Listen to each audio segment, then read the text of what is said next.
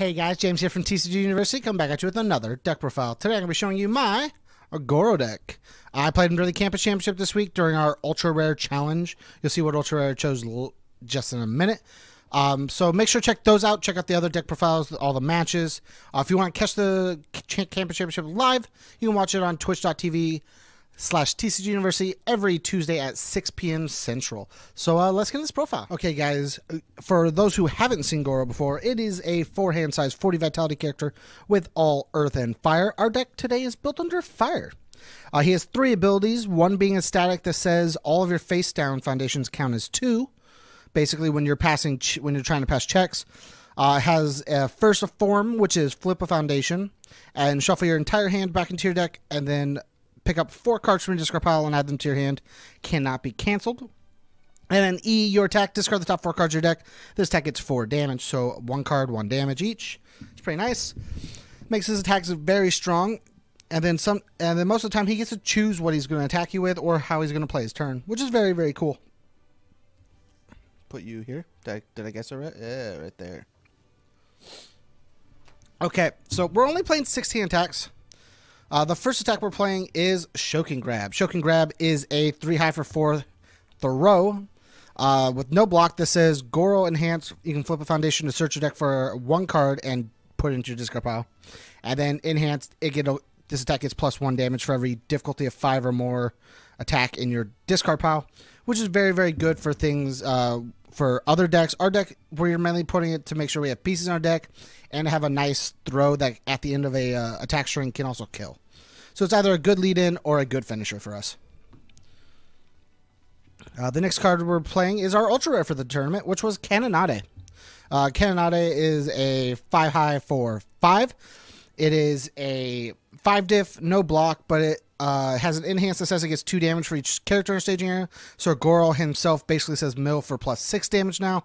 And then enhance, if this attack deals damage, you can add 1 character, which we don't have, or Cannonade from our discard pile. So we mill a bunch to get all the cards in our discard pile so we can pick them back up.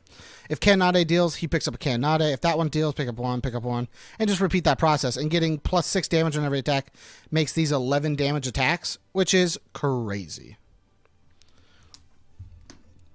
Next, we have Beast Summoning. Beast Summoning is a 3 for 5 with Safe and Stun 1. It's a 4 diff. Pay 4, we can add 1 copy of Beast Summoning from our discard pile to our hand, which is the theme of the deck outside of Shokin Grab. Shokin Grab just puts the pieces there. But everything, we're about to get to the next card, but everything in our deck just says pick up another copy of itself or pick itself up and whatnot. So we'll get to the last one, which is the better one out of all of them. And then Enhance, if you have 30 or more cards in your discard pile, you can ready 1, 3, 4, 5 difficulty foundation in your staging area that has not been readied yet. We only play a couple that you would want to ready. But most of the time you won't worry about that. The idea is just to play more attacks. And then the last stack we're playing is for Shadow Slicer. Shadow Slicer is a 4 diff, 4 mid for 4 with Desperation 3. You can remove 1 copy of Shadow Slicer from your discard pile, and then after the current one resolves, you'll pick it back up to your hand. And then you can lose 2 Vitality to give it +2/+2, basically making it a 4 for 10, which is crazy. Sorry, a 6 high for 10. 4 6 highs for 10 that you're going to throw right after another, and then go Beast Summoning.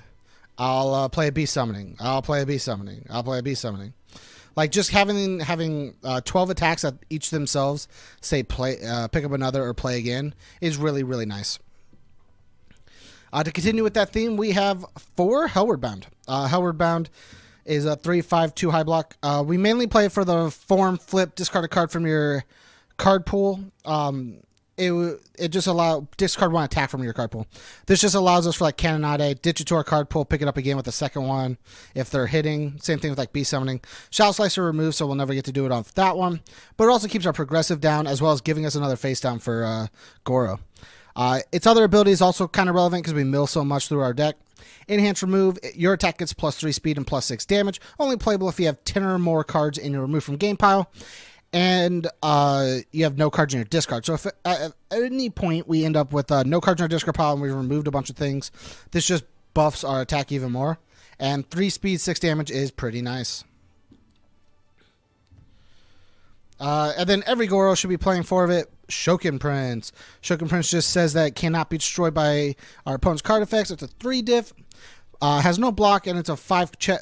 And it has a nice 5 check. But while it's in our staging area ready, all of both ours and our opponents, all of ours and our opponent's cards, all cards in general, get +1 difficulty if they're not a foundation. So anytime you play a non-foundation card, it's going to get +1 difficulty, and it stacks. So if you get 4 Shokin Prince in board, everything has +4 difficulty if it's not a foundation, which just means it's going to be really hard for your opponent to try and kill you. Which is basically the idea: is get a bunch of these on board, make sure our opponent's not allowed to kill us, and then wait till you get the chance.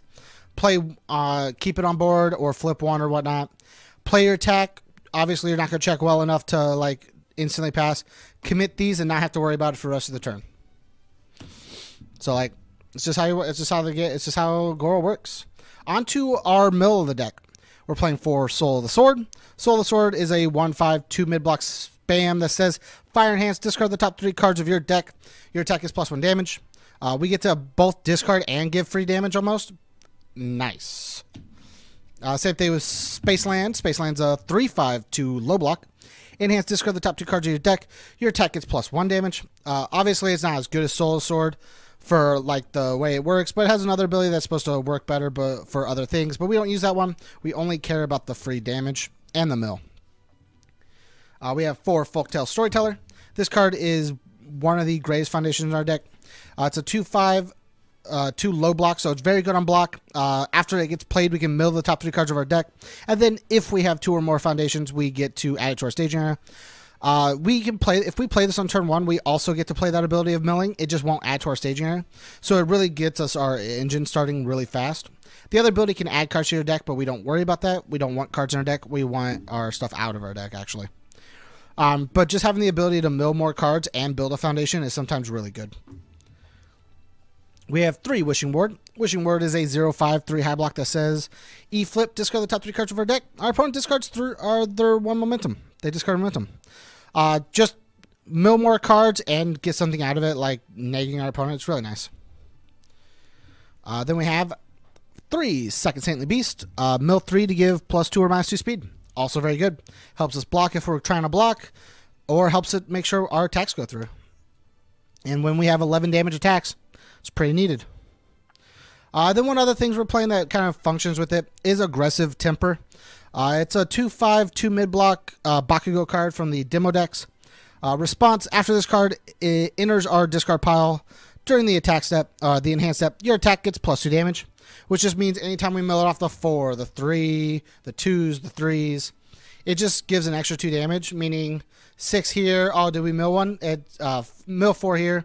Gets 4 damage. Oh, did we mill one of these? It gives 2 more. We'll give it 2 speed. Did we mill one? 2 more damage. And it just starts adding on. The purpose is just have just that little nudge more of damage. Okay, on to the stuff that didn't necessarily function with all of these.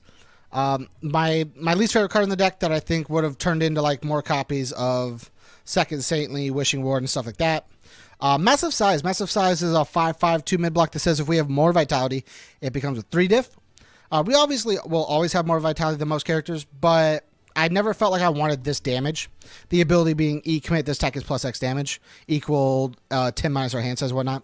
So it gets +6 damage to anything. I just never felt like we needed it. Our attacks did what they needed to do. I would just take these and replace it to add in more of the mill stuff.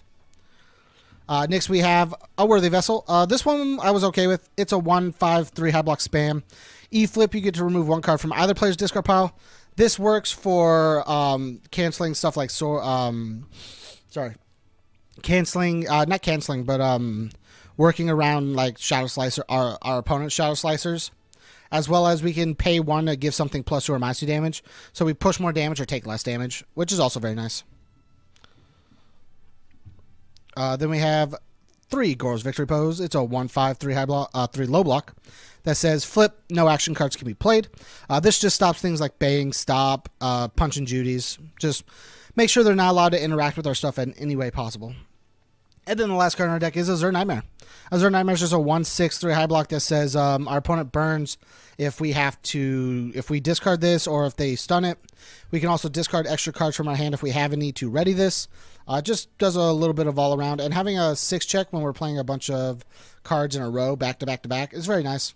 As well as having a high block if we ever need a really good high block. Thanks again for checking out the profile, guys. If you liked my Goro deck, let me know down below. If you want to talk to me about my Goro deck, you can join us on Discord. All you got to do is go to patreon.com/TCGUniversity, hit us up at the $1 level, and not only do you get access to our Discord, you get access to all of our content a week early. You get access to all of our content live if you're able to catch it. You're able to obviously interact with our Discord. We have multiple Discords, not just for UFS or UniVersus. We have Magic, Final Fantasy, Weiss Schwartz if you're into those games. You can check out those podcasts live as well. It gives you everything on our channel. You can talk to Tam, likes to go live sometime on Twitch and just talk to people and hang out. You get to access to all of that. So if you want to do that, go ahead and do that. Make sure to check out the other profiles in the other deck profiles in the playlist. Make sure to check out all the matches from this week. Look forward to next week's as well. Every Tuesday at 6 p.m. Central on twitch.tv/TCGUniversity. And then, as always, guys, stay learned.